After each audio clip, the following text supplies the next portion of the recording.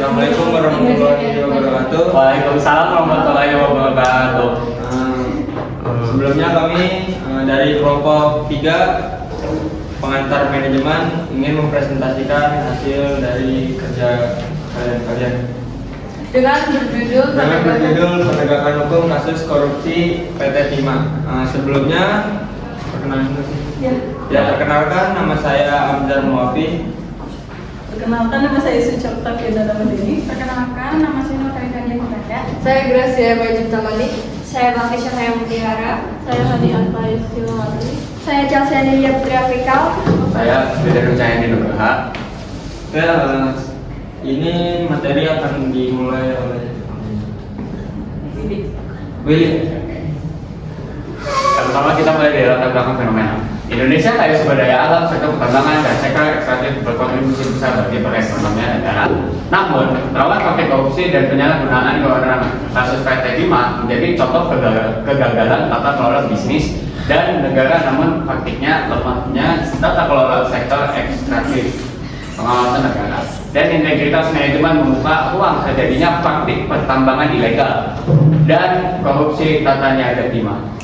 Keterlibatan BUMN, pihak swasta, serta perantara bisnis menunjukkan bahwa mekanisme bisnis dan kerjasama dimanfaatkan sebagai gedok untuk keuntungan pribadi, sementara dampak kerugian negara dan kerusakan lingkungan terus membesar.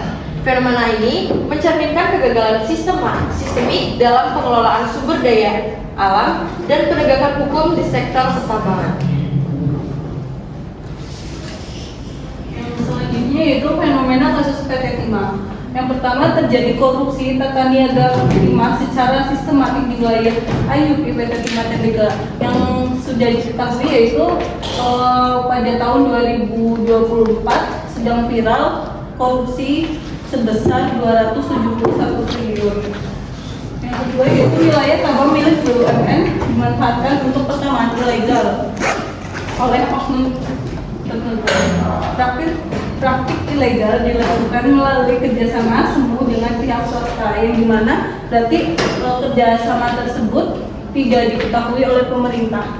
Mekanisme sewa alat digunakan sebagai gedok aktivitas pertambangan ilegal, menyebabkan kerugian negara dan kerusakan lingkungan dalam skala besar.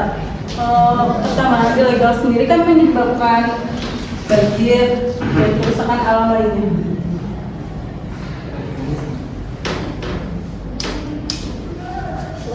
Selanjutnya ada objek kasus PT Timah. Objek kasus dalam kasus ini adalah pengelolaan dan tata niaga komoditas timah oleh PT Timah Tbk sebagai BUMN sektor pertambangan, khususnya di wilayah izin usaha pertambangan PT Timah. Objek perkara mengikuti kerjasama bisnis dengan perusahaan smelter swasta, aktivitas pertambangan ilegal, penyalahgunaan mekanisme sewa alat, dan aliran dana yang disamarkan sebagai CSR yang berlangsung pada periode 2015 sampai 2020. Dan selanjutnya ada kendala manajemen.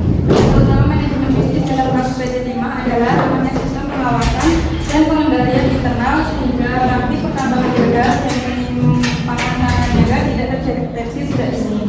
Dan penerapan governance (GDG) tidak berjalan efektif, ditandai dengan rendahnya transparansi akuntabilitas serta lemahnya fungsi pengawasan manajemen. Dan selain itu terdapat konflik kepentingan dalam kerjasama dengan pihak swasta yang memanfaatkan mekanisme bisnis sebagai gedok aktivitas ilegal. Selanjutnya yaitu ada penegakan hukum dalam kasus PT Timah, yaitu penegakan hukum dalam kasus PT Timah dilakukan melalui penyidikan insentif oleh Kejaksaan Agung yang berhasil mengungkap jejaring korupsi niaga Timah. Para pelaku utama dijatuhi hukuman pidana berat, denda, dan uang, serta dilakukan penyitaan aset. Meski demikian, nilai pemulihan kerugian negara masih jauh dari total kerusakan yang ditemukan. Hal ini menunjukkan bahwa penegakan hukum perlu diperkuat agar tidak hanya menghukum pelaku, tetapi juga memulihkan lingkungan dan keadilan sosial. Oke, Kesimpulan dari kasus ini itu mencerminkan lemahnya tata kelola sektor pertambangan dan penegakan hukum di Indonesia. Diperlukannya perbaikan sistematik melalui penguatan pengawasan, tata kelola perusahaan, serta penegakan hukum yang tidak hanya menghukum pelaku, tetapi juga mencegah dan memulihkan kerugian negara serta lingkungan.